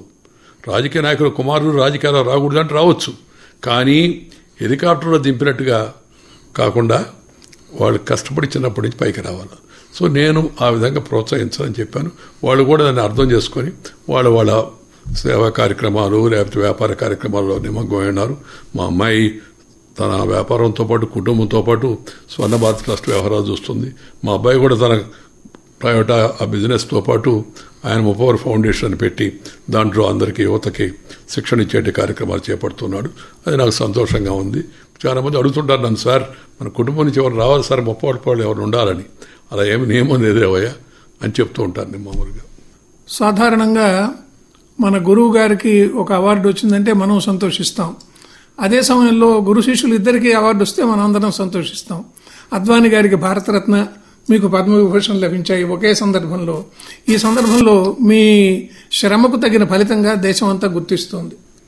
అద్వానీ గారు తన జీవితం మొత్తం సిద్ధాంత పరంగా దేశంలో ఆ సిద్ధాంత వ్యాపికి అనేక మంది లక్షలాది మంది కార్యకర్తలను తయారు చేయడానికి వాళ్ళకి మార్గదర్శనం చేశాడు. అలాగే దేశంలో గృహమంత్రిగా చాలా మంచిగా ఆయన పనిచేశాడు. జీవితం అంతా కూడా నీతిగా నిజాయితీ వ్యవహరించాడు. అందుకని వారికి భారతరత్న పురస్కారాన్ని ఇవ్వడం అవుతుందో సముచితంగా ఉందని నేను భావిస్తున్నాను. ఆ తర్వాత నేను ఈ ఉపరాష్ట్రపతిగా పదవి బాధ్యతల నుంచి విరమణ చేసిన తర్వాత ప్రభుత్వం నాకు పద్మవిభూషణ్ 2వ అత్యున్నత పురస్కారాన్ని ఇచ్చి గౌరవించాలని నిర్ణయించింది. ప్రధానమంత్రి గారు ఆ విధంగా భావిస్తున్నారని నాకు ప్రధానమంత్రి గారి కార్యదర్శి ఫోన్ చేసి చెప్పాడు. అయ్యా నేను ఇప్పుడు వరకు పెద్దగా అవార్డులు ఎప్పుడు ఎక్కడ తీసుకోలేదంటే దీనికి ఏమైనా మళ్ళీ కొత్త సాంప్రదాయం అవుద్దంటే లేదండి, ఇంతకుముందు కూడా ఉంది, ప్రణబ్ ముఖర్జీ గారికి కూడా ఇచ్చి ఉన్నారు. కాబట్టి ప్రధానమంత్రి గారు డాక్టరేట్లు కూడా తీసుకోలేదు. నేను డాక్టరేట్ కూడా తీసుకోను. నాకు 35 యూనివర్సిటీలు డాక్టరేట్ ఇస్తా అని చెప్పాయి. తీసుకురా నేను ఒక మన విదేశీ సంస్థ ఐక్యరాజ్య సమితికి సంబంధించిన యొక్క ఆ విశ్వవిద్యాలయం నాకు డాక్టరేట్ ఇస్తానంటే విదేశాంగ శాఖను అడిగితే మంచిదండి, శాంతి విశ్వవిద్యాలయం అది, పీస్ యూనివర్సిటీ, తీసుకోండి అని చెప్పారు. అది తప్పితే నేను డాక్టరేట్ కూడా ఎక్కడ స్వీకరించాను. బిరుదులు కూడా నాకు ఇష్టం ఉండదు. కానీ ఇది గౌరవ అత్యున్నత civilian award, 2nd highest civilian award కాబట్టి ప్రభుత్వం ప్రతిపాదించింది. దాన్ని నేను వినమ్రతతో స్వీకరించడం కూడా జరిగింది. అయితే నేను దాన్ని వాడుకోను, పద్మవిభూషణ్ అని నా అంతటి నేను టైటిల్గా వాడుకునే ఇది అలవాటు కూడా లేదు, అది పద్ధతి కూడా కాదు అని చెప్పి గతంలో కూడా దాని మీద చర్చ జరిగింది. విశ్రాంత జీవితం ఎలా గడుపుదాం అనుకుంటున్నాను? విశ్రాంత జీవితం అంటే ఇది చెప్పాను కదా, పదవి విరమణే కానీ పెదవి విరమణ లేదని. శరీరం సహకరించినంత కాలం తిరగడం, జనాన్ని కలవడం, ఆలోచనలు పంచుకోవడం, తద్వారా దేశ అభివృద్ధి భాగస్వామ్యంలో కొంత మనం కూడా భాగస్వాములు కావడం, అదే నేను కార్యక్రమంగా పెట్టుకోనున్నాను. నాకు కుటుంబ బాధ్యతలు కూడా లేవు పెద్దగా. పిల్లలు పెద్దవాళ్ళు అయ్యారు, వాళ్ళ రంగాల్లో ముందుకు వచ్చున్నారు. అందువల్ల నాకు అశేషమైన మిత్ర సంపద ఉంది. నేను ఆఖరిగా చెప్పదలుచుకున్నానంటే నాకు సంపద కాదు, మిత్ర సంపద ఎక్కువగా ఉంది. మిత్రులు నా జీవితంలో ప్రతి అడుగుకి మిత్రులు ప్రోత్సాహం చేసేవాళ్ళు. విశ్వవిద్యాలయం కాడి నుంచి, కాలేజీ నుంచి, అలాగే అన్ని పదవుల్లో కూడా. నేను ఇంతకుముందు చెప్పాను కదా, రూపాయి ఖర్చు తీసుకోలేదు, రూపాయి ఖర్చు పెట్టలేదని. మిత్రులందరూ సహకరించబట్టే ఒక రకంగా ఈ స్థాయికి వచ్చాను నేను. అందుకని మిత్రులతో కూడా కలవడం, తరచుగా వాళ్ళతో చర్చించుకోవడం, ఆలోచన కలబోసుకోవడం, అది కూడా కార్యక్రమంగా పెట్టుకొని తిరుగుతున్నాను నేను. నాయుడు గారు, మీ సుదీర్ఘ రాజకీయ ప్రస్థానం గురించి సమీక్షించుకునే సింహావలోకన కార్యక్రమంలో మీరు పాల్గొన్నందుకు ఆకాశవాణి తరఫున ధన్యవాదాలు. పద్మనాభరావు గారు, మీరు నా చిరకాల మిత్రులు, బాల్య మిత్రులు. అదే కాకుండా మంచి ఉన్నత స్థాయిలో ఆకాశవాణి వీటిలో పనిచేసి మంచి పేరు తెచ్చుకున్నారు. మీరు స్వయంగా నన్ను ఇంటర్వ్యూ చేస్తారంటే నేను అంగీకరించడం జరిగింది. రెండవది, ఆకాశవాణి మన దేశంలో మన ప్రభుత్వం తరఫున ప్రోత్సహించబడినంటే ఒక మంచి సంస్థ, ప్రజలకు బాగా సామాన్య ప్రజలకు అందుబాటులో ఉండే సంస్థ. ఆకాశవాణి ద్వారా ఇవాళ అనేక ఆలోచనలను జనంతో మళ్ళా తెలియపరచుకునే అవకాశం లభించడం సంతోషం. ఆకాశవాణికి కూడా ధన్యవాదాలు.